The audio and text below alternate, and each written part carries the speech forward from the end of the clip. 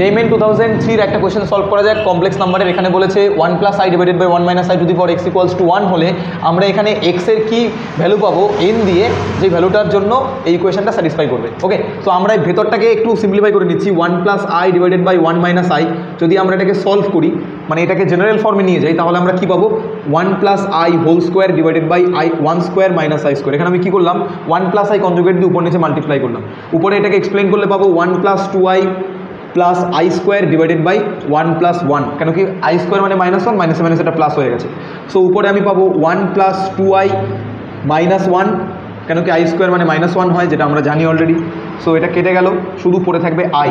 তাহলে আমরা বেসিক্যালি পেলাম যে i to the power x = 1 হয়। তো যদি আমরা একটু লক্ষ্য করি কমপ্লেক্স নাম্বারের যে গ্রাফিক্যাল রিপ্রেজেন্টেশনটা ছিল, তো এটা হতো 1, এটা হতো i, এটা হতো i স্কোয়ার, এটা হতো i কিউব। সো আবার যখন রোটেট করে এখানে আসতো i to the power 4, that is equals to 1, তাহলে এখানে আমরা পাচ্ছি i to the power 4 1, i to the power 8 1, i to the power 12 1 and so on.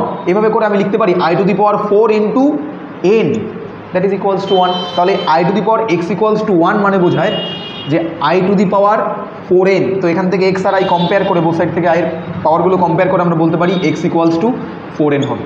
অর্থাৎ option A is correct. Thank you.